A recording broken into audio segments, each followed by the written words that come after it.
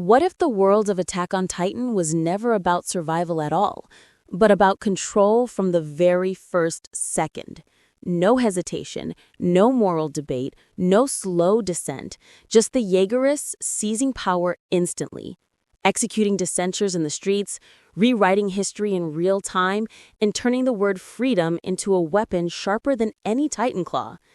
Because a society born inside walls, fed on fear, raised on propaganda, and traumatized by monsters was always one bad decision away from total authoritarian collapse. And in this timeline, that collapse doesn't crawl. It sprints, as soldiers become executioners, civilians become informants, loyalty becomes currency, hesitation becomes a death sentence, propaganda floods the streets louder than cannon fire. Children are taught who to hate before they're taught how to think. And the idea of enemy quietly shifts from titans beyond the walls to neighbors across the street. Until the nation isn't defending itself from extinction anymore, it's consuming itself from the inside. One accusation, one purge, one necessary sacrifice at a time. The takeover doesn't come with speeches first. It comes with lists. Names dragged from homes at dawn, trials that last minutes, verdicts that are decided before the accused even speaks. And within weeks, the military is no longer a shield between humanity and titans. It is a blade pointed inward, enforcing obedience through terror disguised as patriotism. And the terrifying part is how fast the public adapts, how quickly fear rewires morality, how easily people learn to clap at executions when they're told it's for survival. Because survival is the ultimate excuse, the one word that makes any crime sound reasonable if you repeat it enough times. And at first, it works. Crime disappears, not because people stop committing it, but because anyone suspected simply vanishes.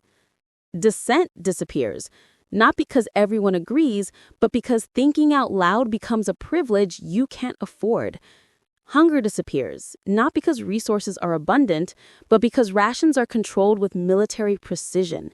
And obedience becomes directly tied to whether your family eats that night. The streets grow quiet, the borders grow sealed, and order returns with an efficiency the old government could never achieve, because chaos was messy, but tyranny is clean. Outside the walls, the world watches carefully, waiting for instability, waiting for civil war, waiting for rebellion. But it never comes, because rebellion requires trust. And trust is the first thing this new regime destroys. Neighbors spy on neighbors. Friends become liabilities. Even family becomes a risk if loyalty wavers. Every home becomes a potential crime scene. Every conversation is filtered. Every emotion is measured. And slowly, subtly, people stop asking whether this world is right or wrong and start asking only one question. Am I safe today? History is rewritten with surgical precision. The old commanders are recast as weak, hesitant, indecisive. The old sacrifices are reframed as necessary losses caused by cowardice, not fate. Every failure of the past is pinned on doubt, on compassion, on mercy. The lesson is burned into the public consciousness over and over again. Hesitation is what almost killed humanity, and only absolute resolve saved it. And when that idea settles deep enough into the collective mind, resistance doesn't just become dangerous. It becomes immoral. Youth academies change first. Children are no longer trained to think strategically. They are trained to obey instinctively. Loyalty drills replace ethical discussions. Tactical training replaces moral philosophy. By the next generation doesn't grow up dreaming of freedom. They no longer remember terrified of losing order. And here's the Fear most shapes their dangerous worldview part. before The enemies curiosity are ever real. gets the chance. Titans still By the time they're old exist. enough to question the The system, outside world they no longer still remember a threatens time before annihilation. it. The fear is not And here's the manufactured, most dangerous simply part. weaponized. The enemies Every external are real. danger becomes proof that the Titans system still is exist. justified. The outside outside world Every still conflict threatens becomes annihilation. propaganda. The fear Every is not loss manufactured. becomes evidence It's that simply obedience weaponized. must increase. Every external danger Surveillance becomes must proof deepen. that the system is Punishments must justified. become Every harsher. conflict The becomes regime propaganda. never needs to Every lie loss about the becomes evidence existence that of obedience monsters. must It increase. only needs to Surveillance decide who must counts deepen. as one. Punishments The must military become harsher. restructures itself The into regime two never branches, needs to lie about the existence enforcement of and monsters. spectacle. It only needs to Enforcement decide keeps the who counts as population one. in line. The military Spectacle keeps the restructures itself population into two believing. branches, Public trials enforcement become and theatre. spectacle. Executions Enforcement become keeps the broadcast population in events. line. Fallen Spectacle enemies are keeps the paraded as population proof believing. that the state Public is trials strong, become and the theater. crowds cheer, Executions not become because they are broadcast cruel, events. but Fallen because enemies are fear is paraded as exhausting, proof that the and state cheering is strong. feels safer than And the crowds silence. cheer not because they are Meanwhile, cruel by the original nature, dream of but because freedom, fear the is one that exhausting. started And everything, cheering feels becomes safer than unrecognizable. silence. Freedom no Meanwhile, longer means the choice, original dream of exploration, freedom, the or one that started everything, self-determination. Freedom becomes now means unrecognizable. protection. It means Freedom no walls, longer means patrols, choice. curfews, It no longer and means surveillance. exploration. It no longer means self-determination. Freedom now means protection. It means walls, patrols, curfews, surveillance. Freedom means being alive under someone else's control. And eventually, no one even remembers that it ever meant anything else. The outside world prepares for war, but the regime welcomes it. War is useful. War justifies everything. War erases internal doubt. As soon as the first battles begin, dissent drops to zero. Every critic is labeled a traitor. Every protest is reframed as sabotage. Every civilian casualty becomes evidence that the enemy is inhuman and mercy is impossible. And when the first total victories arrive, when enemy cities fall and armies collapse, the regime doesn't celebrate peace, it celebrates validation. They were right. Fear was right. Brutality was right. History itself now appears to be on their side. But power built on fear does not stabilize. It escalates. The same logic used to cleanse enemies is turned inward again and again. Military leaders begin purging each other to preempt betrayal. Intelligence units fabricate threats to justify their own relevance. Officials inflate dangers to secure more control, because in a system like this, stagnation is death. If the terror ever stops growing, people might start thinking. So it must always expand, always tighten, always devour something new. Soon, even loyalty is no longer enough. You must be visibly loyal, passionately loyal, fanatically loyal.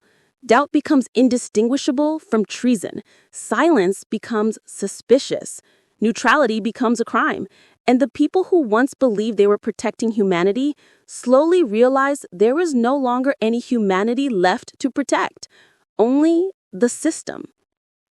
Across the sea, the rest of the world fractures under the pressure.